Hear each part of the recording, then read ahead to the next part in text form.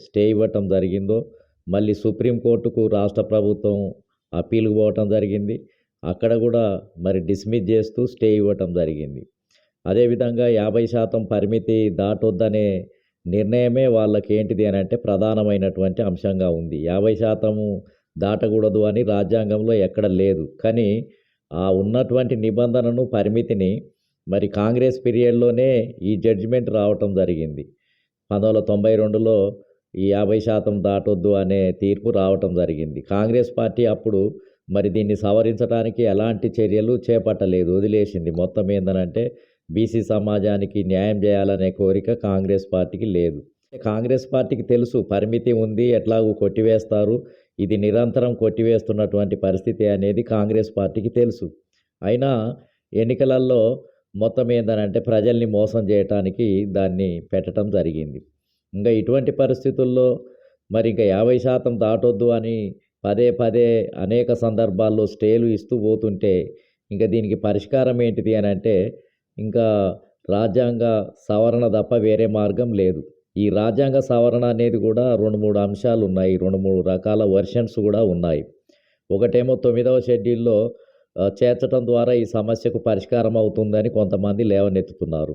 కానీ 9వ షెడ్యూల్‌లో అంతకుముందే చేర్చబడిన విషయం తమిళనాడుకు సంబంధించింది కాబట్టి దాని జోలికి సుప్రీంకోర్టు పోవటం లేదు. వివిధ రాష్ట్ర ప్రభుత్వాలు విద్యా ఉద్యోగ రంగాల్లో, స్థానిక సంస్థలలో రిజర్వేషన్లు పెంచడానికి ప్రయత్నం చేసినప్పుడు మాత్రం చాలా స్పష్టంగా మరి కఠినంగా ఏంటిది అని అంటే ఆ రిజర్వేషన్ల పైన స్టే ఇవ్వటం, కొట్టివేయటం అనేది జరుగుతూ ఉంది. ఏదో మేము తీర్పులు ఇస్తూ పోతుంటే మీరు 9వ షెడ్యూల్లో పెడుతూ మళ్ళీ మేము ఇచ్చిన వ్యతిరేకంగా తీర్పులు ఇస్తే వాటినే తీసుకొని పోయి దొడ్డిదారిన మళ్ళీ మళ్ళీ ఇటువంటి చొప్పిస్తారా అని కొన్ని సందర్భాల్లో సుప్రీంకోర్టు కఠినంగా వ్యాఖ్యానించడం కూడా జరిగింది. అంటే దీని అర్థం ఏంటిది? ఒకవేళ కష్టపడి బీజేపీ ప్రభుత్వము లేకపోతే కాంగ్రెస్ పార్టీ సహకరించి రాజ్యాంగ సవరణ చేసి 9వ షెడ్యూల్లో చేర్చగానే మళ్ళీ సమీక్ష చేసి దాన్ని కొట్టివేస్తే మళ్ళా సమస్య మొదటికే వస్తుంది. కాబట్టి అదేమీ సెక్యూరిటీ కాదు. 9వ షెడ్యూల్ అనేది ఇక సెక్యూరిటీగా కనిపించటం లేదు. ఇక చివరికి మా ముందున్న ఏకైక మార్గం ఏందనంటే ఎస్సీ, ఎస్టీలకు ఇప్పుడు వాళ్ళ జనాభా ప్రకారం ఎంత పెంచినా 100% ఉంది. వాళ్ళ జనాభా పెరుగుతూ పోతుంటే ప్రతి 10 సంవత్సరాలకు సెన్సస్ వచ్చిన తర్వాత వాళ్ళకు దానికి అనుకూలంగా పెంచుతూ పోతున్నారు. అంటే వాళ్ళకు రాజ్యాంగంలో స్పష్టంగా రాయటం జరిగింది. జనాభా అనేది దాంట్లో చేర్చటం జరిగింది.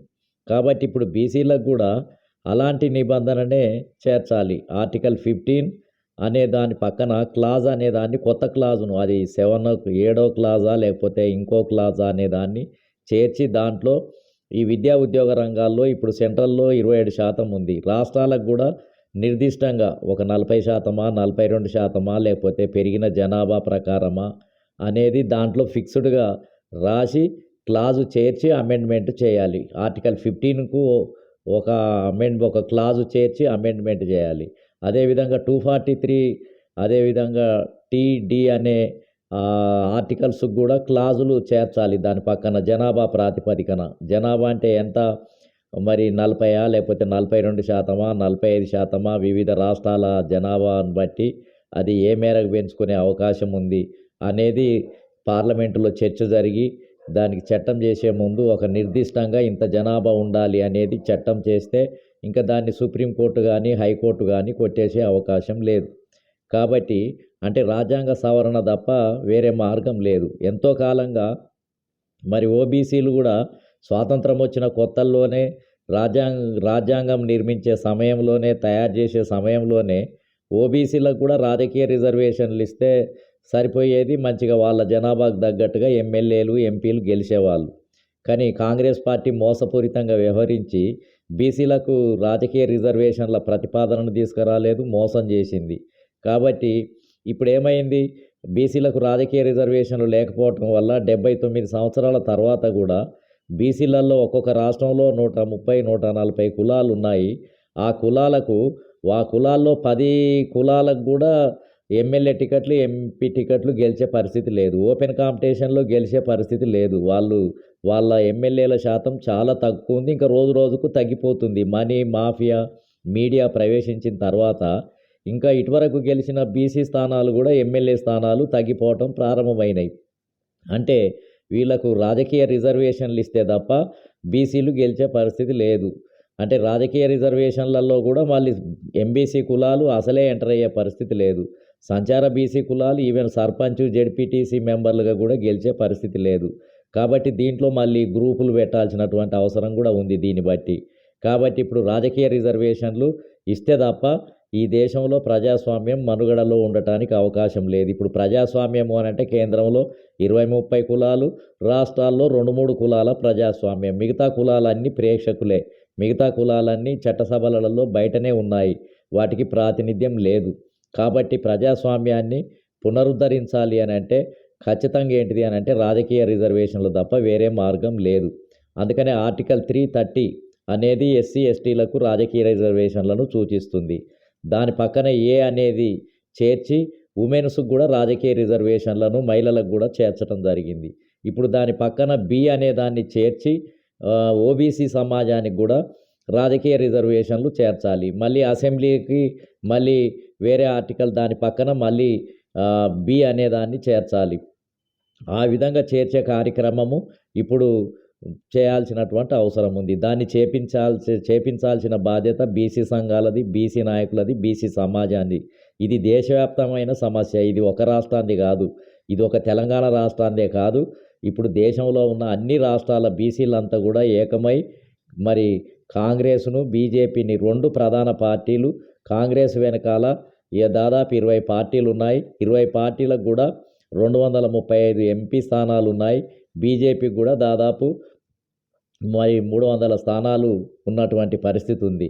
కాబట్టి ఈ 2 పార్టీలు అంగీకరిస్తే రాజ్యాంగ సవరణ జరగటానికి అవకాశం ఉంది. అప్పుడు పార్లమెంటులో బీసీ బిల్లు అనేదాన్ని ఒకటి ప్రవేశపెట్టి, ఒకటేమో 3 రకాల బిల్లులు ప్రవేశపెట్టాలి. ఒకటేమో విద్యా ఉద్యోగ రంగాల్లో ఆర్టికల్ 15, దాని పక్కన ఒక కొత్త క్లాజు జనాభా ప్రకారమా లేకపోతే ఎంత నిర్దిష్టంగా ఏమైనా సంఖ్యను చేర్చడం అనేది జరుగుతుందా అనేది ఒకటి చేర్చాలి. రెండవది స్థానిక సంస్థలలో కూడా నిర్దిష్టంగా మరి 243 ఆర్టికల్ పక్కన ఒక క్లాజును చేర్చాల్సినటువంటి అవసరం ఉంది. అదేవిధంగా ఆర్టికల్ 330 పక్కన బి అనే గ్రూపును బి అనే దాన్ని చేర్చి బీసీలకు రాజకీయ రిజర్వేషన్లు ఇటు లోక్సభలో అదే చేరిస్తే ఖచ్చితంగా మార్పులు రావడానికి అవకాశం ఉంది. కాబట్టి నేను అనేది ఏంటిది అని అంటే ఖచ్చితంగా మరి రాహుల్ గాంధీ మీద బాధ్యత ఉంది. ఎందుకనంటే రాహుల్ గాంధీ కాంగ్రెస్ పార్టీనే చొరవ చేసి ఈ బీసీలకు రాజకీయ స్థానిక సంస్థలలో రిజర్వేషన్లు ఇస్తానని చెప్పిందే కాంగ్రెస్ పార్టీ, అభయం ఇచ్చిందే కాంగ్రెస్ పార్టీ.